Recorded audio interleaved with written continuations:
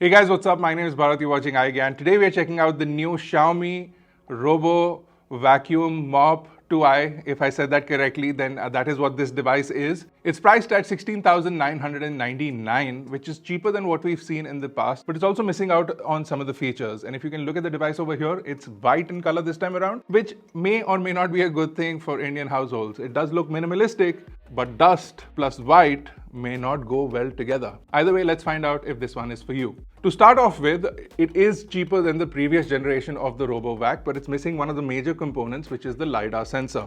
It can still map out your rooms, but there are a lot of things that are missing on this, and I would like to talk about them a little bit in detail. But before we do that, let's talk about the specifications. So you've got 2200 PA of suction power, which is pretty good for a RoboVacuum. You've also got a 2600 milliamp hour battery and a integrated charging dock, which it will go back to eventually and charge itself once it's running out of battery. You've got a 450 ml dust tank, so that's the amount of dust it can collect, and a 270 ml water tank, which may not seem like a lot, but for a robo vacuum it's a pretty good capacity, and it'll manage to mop out at least 2 rooms with that capacity without any issues. As far as noise is concerned, it's rated at a 72 decibels for noise, which is not extremely high, but it is also not low or comfortable. So when this device is on, you will definitely hear it in your house. Another thing is that this one is jam-packed with sensors. Even though it's missing out on the LiDAR sensor, it has something called a cliff sensor, so it'll prevent it from falling off a ledge or falling down the stairs, which a lot of robotic vacuums may not have that sensor, and they tend to sort of fall off into the abyss of your stairs. But more importantly, it has many more sensors, and for that I will pick up my phone and read them out to you.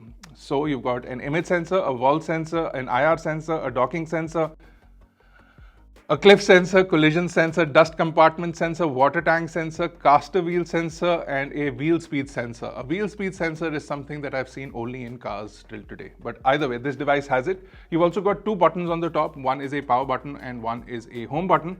You press the power button, it somehow starts to clean immediately. But if you press the home button, it'll try and go back to the dock, which it does struggle with the first time, but once it's mapped out your room, and if you're not changing the location of the dock frequently, then it manages to go back to the dock without any problems. Now, here are a few things that I like about this. It has an integrated image sensor, which is a good thing. It can map out more efficiently, and it also knows the height of obstacles, so it'll prevent this device from going under something it may not be able to go under and getting stuck.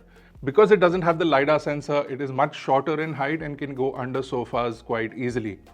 What's bad about this is that there is a camera on top of your device, and a lot of people may not want that to be there. So if I was using it, I would probably put a piece of tape on it, but that may affect the usage of this, so I don't know. You decide for yourself. The other things that I like is that the mopping is nice, and also the vacuuming is in a zigzag mode. So traditionally vacuums will go in a horizontal or vertical pattern. This one goes more diagonally, so it goes in a zigzag mode, and that allows it to give you a more efficient map and a more efficient cleaning of your room.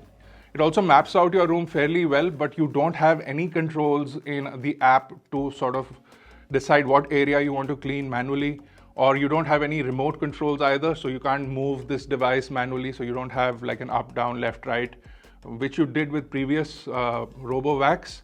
And also, I've had a iRobo for almost 8 years now, and that came with a remote control, a physical remote control that you could use to move it around.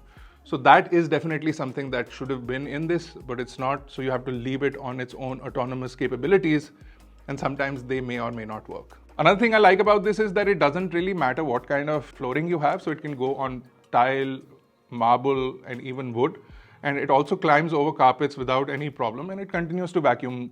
Traditionally, robotic vacuums would get stuck on carpets, especially high pile carpets, but this one manages to clean up on that as well, and manages to climb up and get off carpets without any problem. Overall, it's a pretty impressive upgrade over the previous generation ones. You still have an impact sensor, which is a typical thing that most robotic vacuums do have. The white color is going to get dirty really quickly. What's good is that they include an extra brush and an extra mop head in the box. I'm not sure about if they'll be able to sell spares or will they be available easily.